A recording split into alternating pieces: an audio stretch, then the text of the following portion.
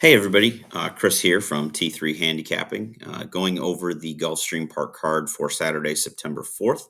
I know a lot of eyes will be turned onto Saratoga and the racing that they have going on over there, and I will post those pics on Twitter as well. So you can go ahead and follow me on Twitter at Handicapping T3 if you want to get those Saratoga pics.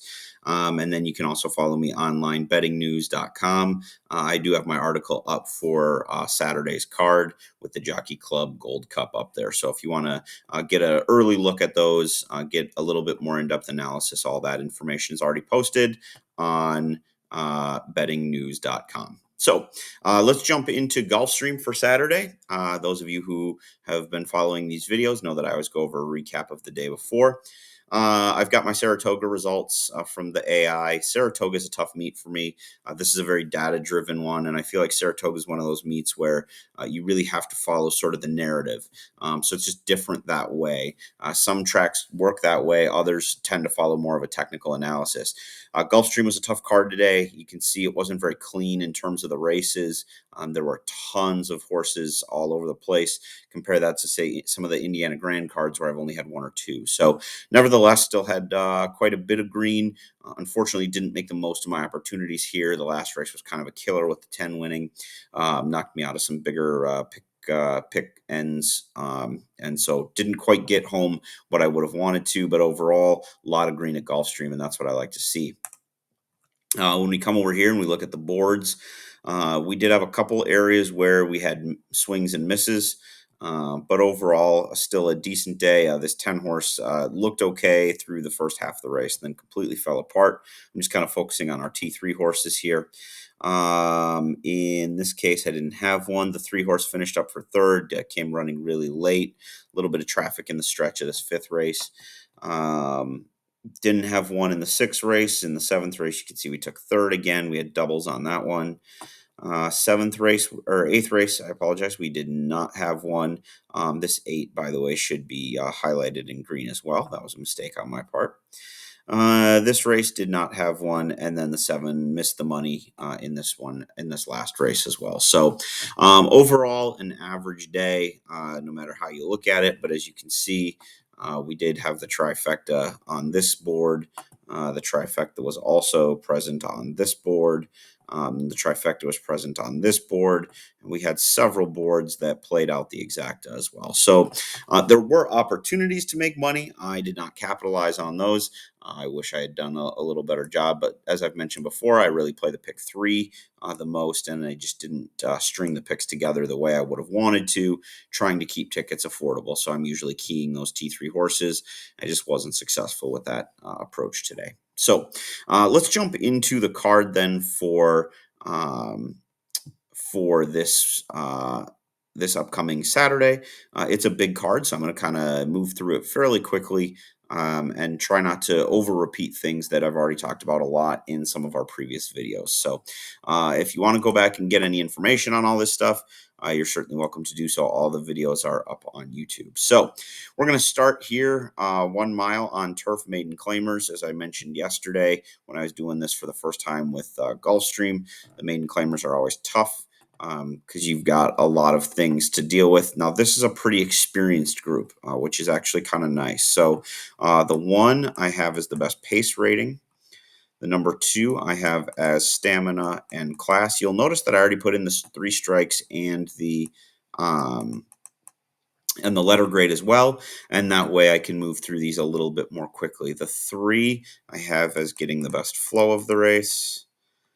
The 4 I don't have anything on, especially with that hammer down pattern right there. The number 5 has the best jockey trainer combination. The number 6 has the speed figures, but I don't like that this is a hammer down situation.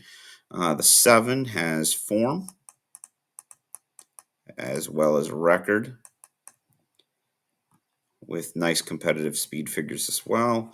The 8 doesn't have anything, and the 9 doesn't have anything. So as I go back and as I look through this, I'm going to kind of put together my board. So I think this 1, Al Halal, 1 strike against, it's got a B letter grade and it's got pace, so I like to see that. This horse does have 3 strikes, but you can see it's also got 3 ratings, so I think that's a definite major player.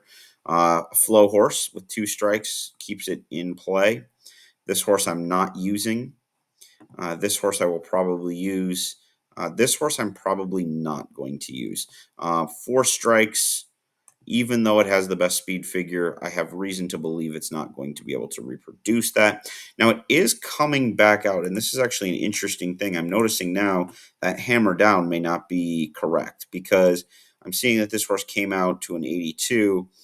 Man, I don't know. It's a tough call because the figure was so much better, but you can see this figure here on turf wasn't good. Pletcher had it running on the dirt. Now they're moving it back to the turf. I know that's where it ran its best race, but I think I'm still going to skip that horse. So let's take a look at what we've got. We've got 1, 2, 3, and 5, and 7. I would probably use the 7 as well, to be honest. So I'm going to go 1, 2, 3, 5, 7. And with really nobody standing out, I mean, the 7 technically, the 2 has the most. So I'll probably put the 2 as kind of like my top selection. I also like the 7, who has both record and form. In these races, I think things like flow can be important as well.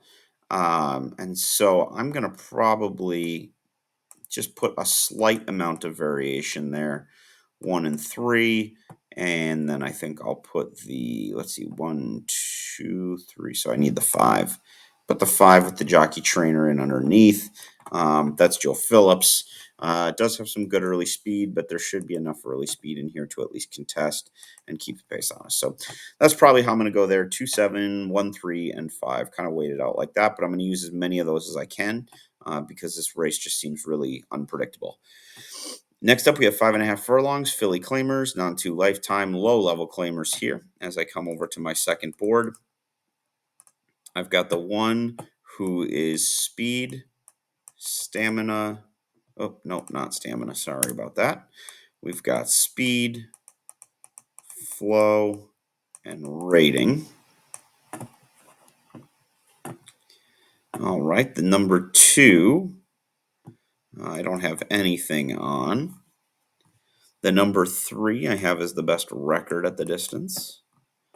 The number 4 I have as the best form. Number 5, Pretzel, who I think is the most scratched horse in Gulfstream Park history. I'm going to pass on him. I've got stamina, class, pace. I really like this horse here. And then jockey trainer. Okay. So as I'm looking at this race, I mean, a couple things are jumping out to me. The 6 and the 1 horse to me seem like the ones that I have to use. I look up here, I've got a B grade on both of them. That seems pretty reasonable. And then I think I'm going to take them just slightly. I'll give them a little extra breathing room on the 3, 4, and 7. So that's how I'm going to play that one. I'll use the 1, Nanita, who's at 4-1. And then I've also got the 6, Freezer Burn at 7-2. Lyrical is going to be used, but at 3-1 in a short field, that's a pretty tepid favoritism, and I just rather not put a lot of money in on the shortest price horse in that. A mile 16th on the turf, Phillies optional claimers, non-1X. So as we come through to our third board over here, we're going to take a look. We don't have anything. 3 strikes, you're out on the 1. With the number 2, main track only. So if we end up off the turf, this is going to end up changing, but also 3X here. So I'm actually probably going to end up not using this horse. The horse is 2 for 3 lifetime, but if we get him on the turf, then this horse is going to come out, and it doesn't really matter. Do like the trend line there. The 3 horse, nothing to speak of. 5Xs, that's never good. The 4 has the best speed numbers, and that's about it, but does have 4 strikes. Man, this is a tough one. I would have to think about. With 4 strikes, I would like to see you have more than one category to your name. This horse has the best pace numbers, but is MTO'd, so likely to see a change. I don't think this horse is going to get in anyway. 4 strikes, not really one I'm interested in.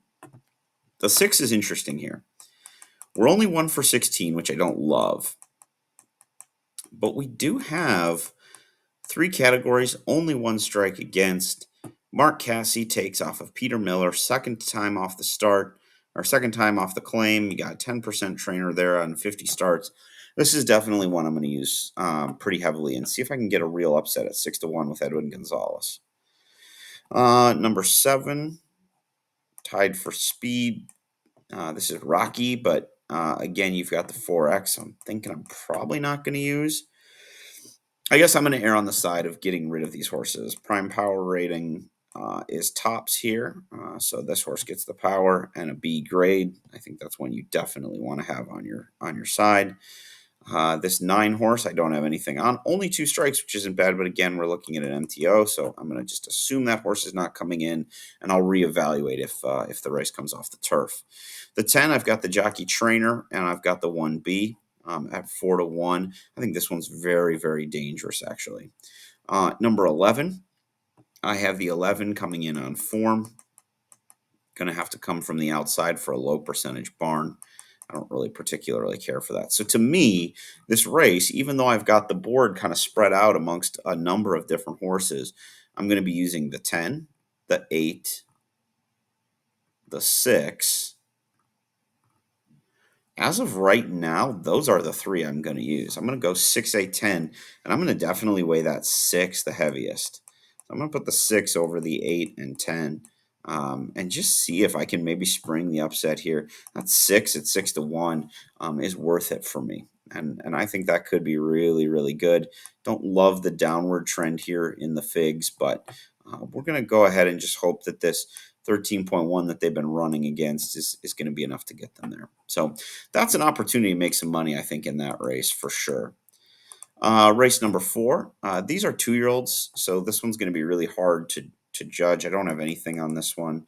I don't have anything on the 2. But nice little improvement here. This one I am going to have to use more of my handicapping angles. That's concerning. This is concerning here. Small sample size or not, I don't love it. You'd like to see these horses getting something positive. De La Cerda debuting in Maiden claiming 15%. First time starter 14%. You're not exactly against world beaters here.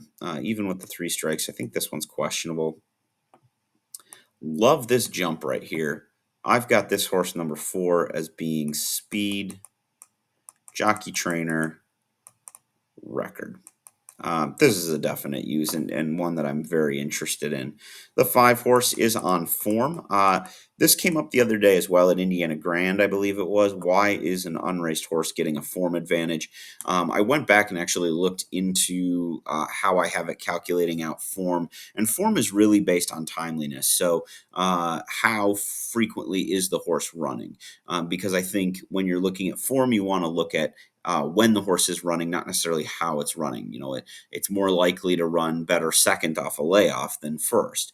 And so that's a time thing. And it doesn't matter how bad they ran in the first race or first off a layoff, they can make a big jump forward in the second race. So what happened here is the other horses have been off for longer. This horse has had 3 workouts. Within the last 30 days, and those 3 workouts have been tighter together than some of the other races. So that's why he can have the form, she can have the form without having run a single race. That came up yesterday or a couple days ago, and I wanted to clarify that point since I had a chance to go back and look. The 6 horse stamina class. I'm going to actually move this up a little bit so that I can actually see the lines underneath. Okay, stamina class. And then I've also got flow and pace. Boy, Daniel Pita's having a rough meet, but this one just seems like he's poised to go.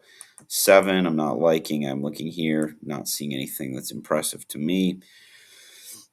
Top breed rating is here. That's one that you always have to respect when these horses are young. 0 for 1. I'm not really worried about that kind of thing. So really good trainer overall when it comes to that. So this is one where you're going to have to spread just to cover as much as you can. We're opting against the 1, 2. I'm going to stay against the 3 here, I think. If there's a ton of money coming in, I might change, but I just feel like this is one of those types that that you can play against and still be okay. The one thing that does concern me a little bit is inside posts have been pretty productive, but I think I'll take my chances.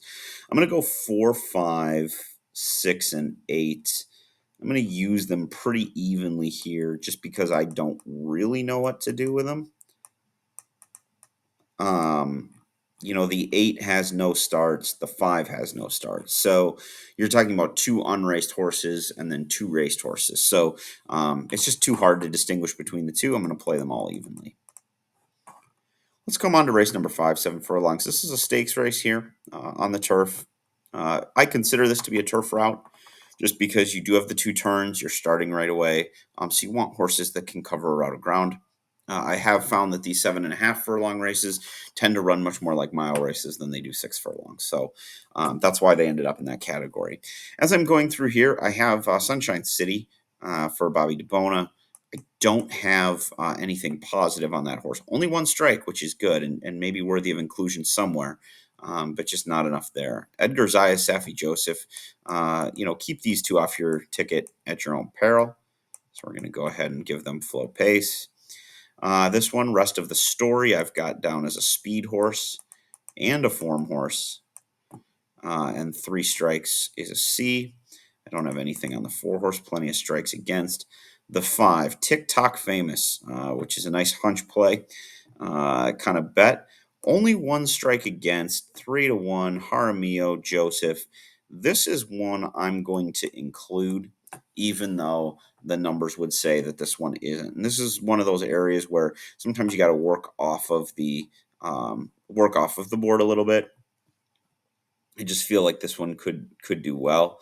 Now, it is interesting to note that it was way outclassed the last time it tried stakes. But if you come back here, broke its maiden very impressively. Number 6, Jockey Trainer. And then Record, 2 strikes and a B. Got kind of crushed in a stakes race. Stamina, class, rating. Like to see that. Jumping up into great form. Really close. 3 strikes, but a B. I think that's one that you're going to have to use very heavily. And then Frankie's Girl. So as I go through this, I think the 7 is the one I want the most of. And then honestly, as I'm looking back through this, the 6 horse, you're looking at a horse that tried stakes and was just absolutely demoralized after breaking the maiden. The 5 was out of it in a stakes race. That doesn't really interest me that much. This horse ran in a stakes race and was close. I like to see that. I don't like to see Zayas getting off. You've got the 2 horse, last ran breaking its maiden, but ran in the Martha Washington as a maiden and came in 5th by only 3 lengths. So I definitely want to use the 2 as another prime player here. Then I think we'll come in and I'll probably go 7-6 most heavily. And then after that, then I'll get into my other selections. So that would be the 3, the 5, the 3 and the 5, essentially. Perfect. I like the way that's setting up, and that gives me a chance with the 2, 7, 6. I've got 4-1, 5-2. So I do have the favorite in there, but then I also have 5-1. Kind of my bold stand here is that I'm not going to play TikTok Famous in the A position and hope I can beat. The 3 I might actually upgrade only because of the 8-1. It's worth the equity. All right, we're moving right along here because we've got a big card today.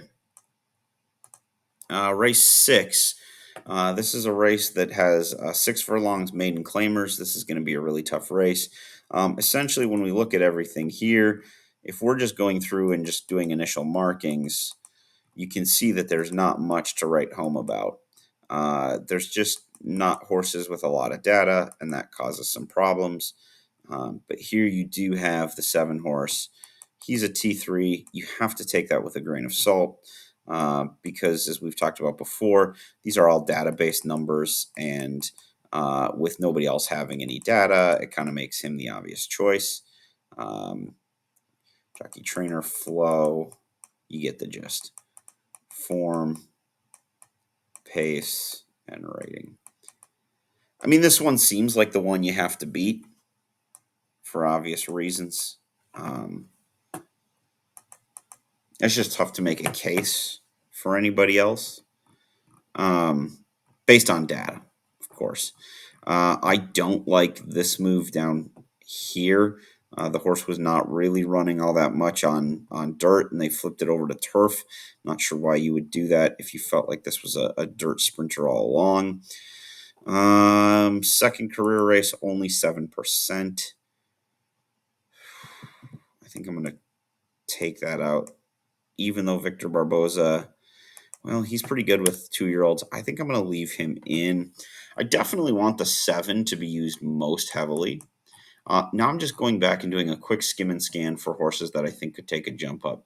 Second career race, 15% for Kelsey Danner. The inside rail's been good, never in contention, but I don't know that that really bothers me that much.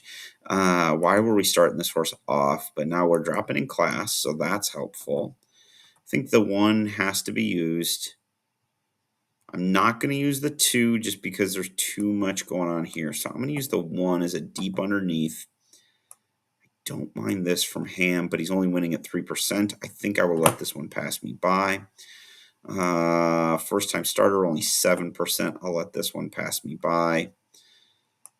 6% first time starter.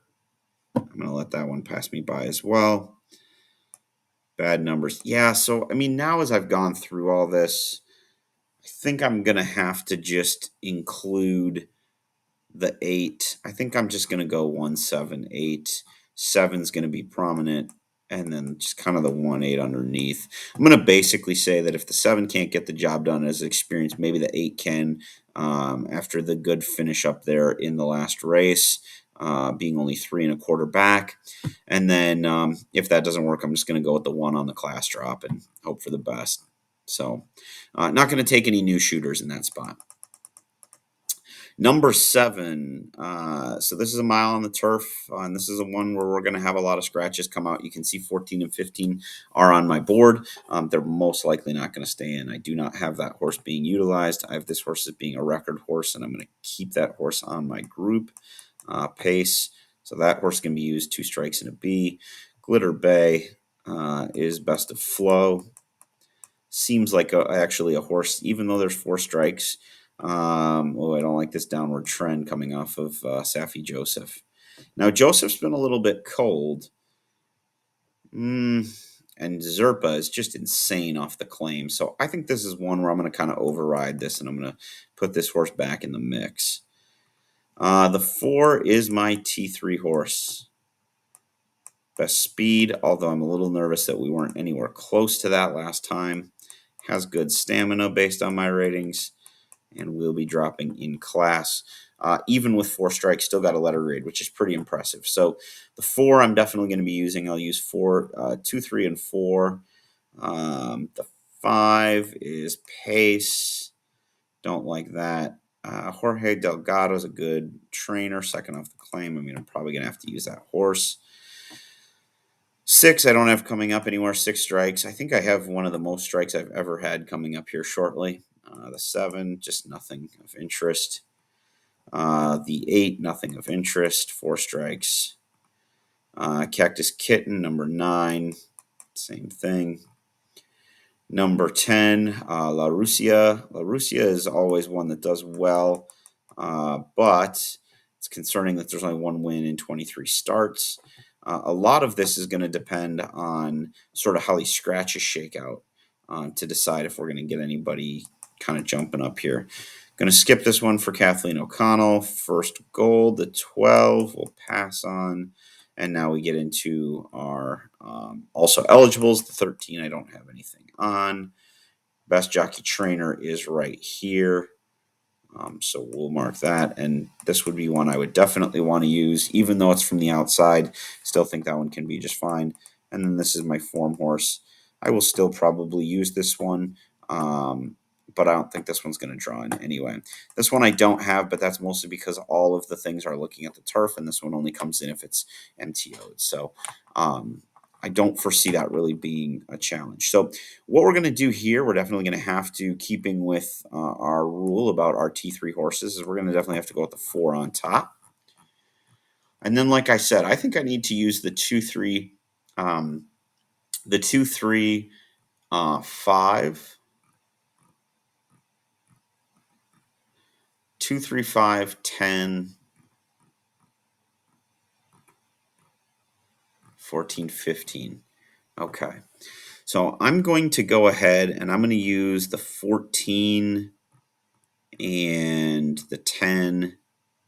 So sort of my second flight is going to be the 10, the 14, and the 2. 2, 10, and 14. I apologize if I'm clicking around and making everybody out there dizzy. I'll use the 3. Yeah, I said I'm going to use the 5.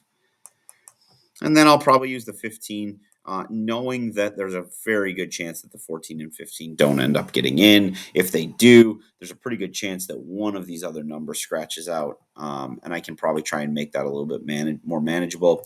But again, it does seem like the 4 is probably where most of my money's going through. I've been playing really skinny pick 3s of late, and I will probably just eventually dump these off and use these more as like vertical plays, using the 4 as sort of a key horse. So moving on to race number 8 here.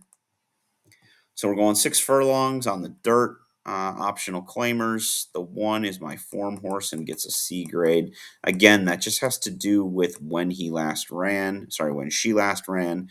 Although you can see that the speed figure did not improve.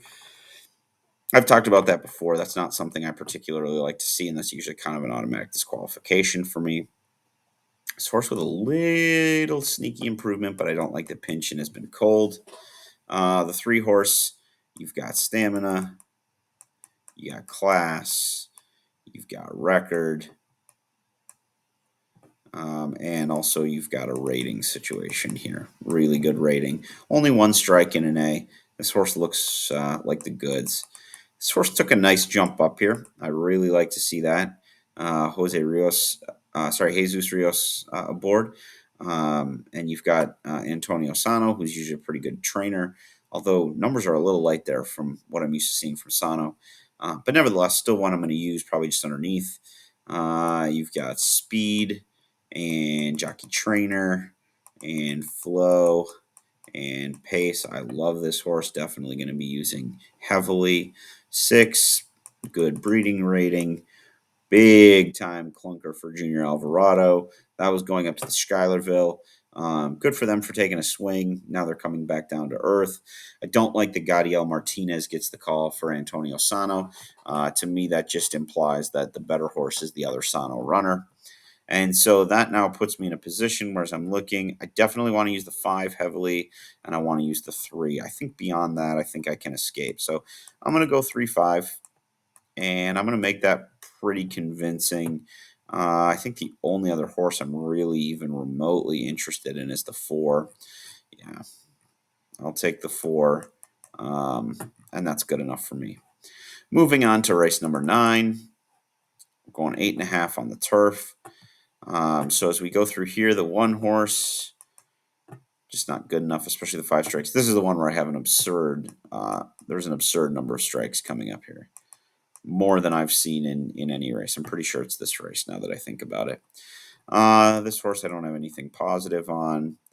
4, I like the jockey trainer angle. I also like the record at the distance, which you can, or the record overall, which is 1 for 2. Farm Boy has a good record as well, 2 for 3. Number 6. Number 6 is Pace. Nixon 66. Number 7, nothing on him. 3 strikes, you're out. Number 8, 2 strikes, you're out. Number 9, out. Number 10, out. And because these are claimers and they have more under their belt, I've mentioned this before, but I don't take as much time to like meticulously go through everybody and how they stack up. 5 strikes. Oh, did I get to my crazy horse? Yeah, this 12 horse has 8 strikes. I've never had a horse get that many. If this horse draws in, to me, there's no question. This is the horse to beat, and this will be a single. on everything I do until the horse scratches out, which I fear is going to happen. But it is a T3 horse, and it's the one that I want. The 15, I don't have anything on. So, and the 16, I don't have anything on. But again, main track only, so if we flip, that could be a problem. So 14, without question for me, is the horse I want to use. This race is going to open up when scratches come out, for sure, 100%. Outside of that, I'm really not using very many. I'm using 5 and 6, using the 4 first, though. So I'm using 4, then 5, 6. Probably use the 2 as well. So I'll go 2, 4, but I'll use the 4 first. So I'll go 14, 4, and then it would sort of be like 2, 5, 6, kind of like something like that. All right, we continue on here. Race 10, not making these late pick 5s. Jackpot pick 6 is easy, throwing the 2-year-olds in here. As we go through this, again, I'm just going to kind of go quick. This is here, not really much in the second career race, so I'll pass. The number 2 horse has the best jockey trainer. I'm definitely using here. Speed, stamina, class, record, flow, form, pace. This horse, I don't really have anything on. First time starters, only 5%. I'm going to take my chances and get beat there. The number 6 horse is not on my grid, but is a B, so I will use that one. The horse does not have any strikes against, so it actually elevates a little bit. I'm going to use this one as well because it does not have any strikes. I'm sorry, this one here is the rating horse. This one I'm going to elevate into the plays, and I'm going to elevate the 7 as well. And I think I'm going to elevate the 8 as well. I just like when these horses, 7, I think I'm going to take out. Carlos Oliveras, 1, Avila is a good trainer, but you just don't see it here with the numbers. So as I go through, I mean, the 3 is the obvious choice. And again, I'm going to use that one heavily. I do understand that that's largely due to the fact that there's no data on a lot of these other horses, but I'll put the 2, the 5. So I want the 5 first. So I'm going to go 5, 6 with 2 with 8. Something like that. Weight them all out. All right. Moving on, race number 11 on this 11 race card, 12 race card. Sorry. So we've got 2 left here. I'll try and wrap it up fairly quickly. Yamamoto, I'm a hard against. 8% trainer. I'll let him beat me. Jockey trainer here. Also the flow horse. Also the pace horse. Everything looks good there. The 3 horse has rating. You're going to see a change happen if this race does not go to the dirt. Don't like anything here. The 5 horse, I don't like anything on. The 6 horse, decent form for Steve Glaceris. One I'd be interested in, but probably not as I'm looking at the others that are available to me. The 8 horse is the best of speed, but again, we'll see what that changes because I don't think it's coming off the turf tomorrow. 9 has nothing to write home about. 10, El Socio, nothing. Stamina and class. I really like this horse. Nothing on the 6 striker here. And then this horse has the best record.